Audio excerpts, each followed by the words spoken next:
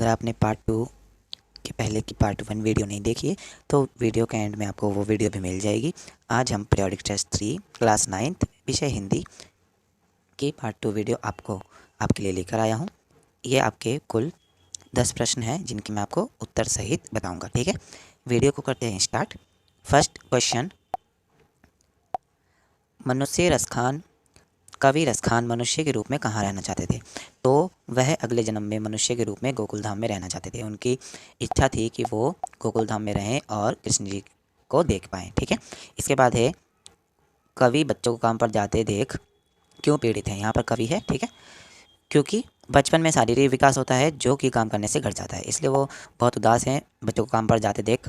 ठीक है, इसके बाद है तेरा नभ भर के में संसार मेरा 10 फुटा संसार, वाक्य का भाव स्पष्ट कीजिए। ठीक है, तो कवि इसमें कोयल से बोलती है, कोयल कवि से बोलता है कि तेरा संसार स्वतंत्र है, तू कहीं भी जा सकती है, मगर मेरा तो 10 फुट का संसार है, मैं बिल्कुल यहीं रह सकता हूँ। क्योंकि वो कैदी था, कैदी मतलब कोयल से बोलता है। ठीक है ना, एक तरह से कवि बोलता है। तो इसके बाद राम स्वरूप अपनी बेटी की शादी में बेटी की पढ़ाई लिखाई को क्यों छिपाना चाहते थे? क्योंकि तत्कालीन समय में लड़कियों को अधिक पढ़ा लिखा होना अच्छा नहीं माना जाता था, इसलिए रामस्वरूप अपनी बेटी के लिए योग्य वर की तलाशने में कठिनाइयाँ हो रही थीं, इसलिए विवश होकर उन्हें बेटी के उच्च शिक्षा को विवाह में छिपा रहे थे। इसके बाद एक कुत्ता और एक मैना पाठ के आधार पर पुरुष, यहाँ पे गुरुदेव है। ठीक है, थोड़ा मिस्टेक हो गई है, गुरुदेव की विशेषताओं का वर्णन कीजिए। तो वे एशियाई के प्रथम नोबेल पुरस्कार सम्मानित व्यक्ति थे,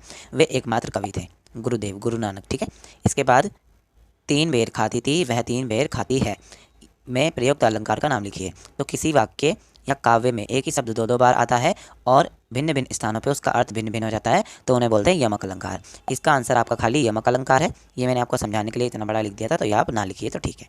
ठीक है, इसके बाद है नीलकंठ व चौराहा शब्द को विग्रह कर इसका समास लिखना है। तो नीलकंठ का मतलब क्या होता है? नीला है कंठ जिसका, तो इसका विग्रह हमने कर लिया। इसका समास है बहुब्राही समास। इसके बाद है चौराहा, चौराहा क्या होता है? 4 राहों का समूह, तो इसमें समास क्या हो जाएगा? द्विंग समास।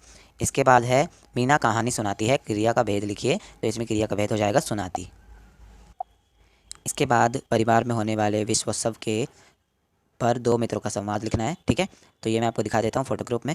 और कोरोना की शिक्षा पर प्रभाव के अनुच्छेद लिखने हैं आपको 80 से 100 शब्दों में। तो चलिए इसको भी देख लेते हैं।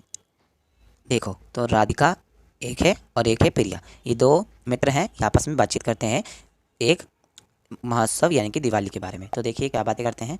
ठीक है, तो राधिका बोलती है दिवाली कितना अच्छा त्यौहार है, तो प्रिया बोलती है हाँ, सब त्योहारों में मुझे सबसे अच्छी दिवाली लगती है। ठीक है, इसके बाद क्या है? राधिका बोलती है मुझे इस त्यौहार के बारे में एक सबसे अच्छी बात लगती है कि इस दिन सबके घरों में दिए जलते हैं और चारों ओर रोशनी होती है। तो प्रिया बोलती है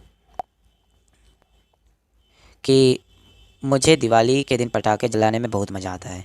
ठीक है, तो इस पर वो राधिका बोलती है कि हाँ, पर पिछले कुछ वर्षों में कई जगह पर पटाखों के कारण लोगों को चोट लगने की सूचनाएं मिली है। ठीक है, तो इसके बाद प्रिया बोलती है मैंने एक पत्रिका में पढ़ा था कि पटाखों के कारण पर्यावरण में प्रदूषण होता है।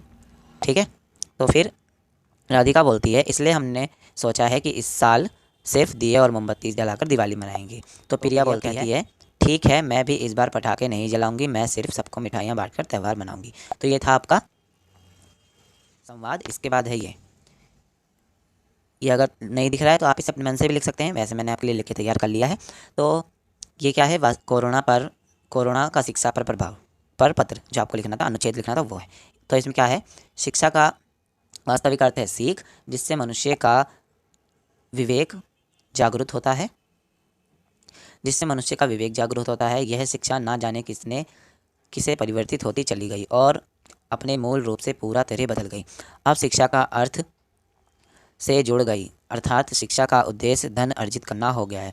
नैतिकता से शिक्षा का कोई नाता नहीं रहा, शिक्षा प्रोफेशनली से जुड़ी हो गई है। ये जीवन की भाग दौड़ चल रही है कि कोरोना महामारी ने अचानक आकर सबको रोक सा दिया है। कॉलेज स्कूल सब बंद हो गए हैं, रेस्टोरेंट सब कुछ बंद हो गया है।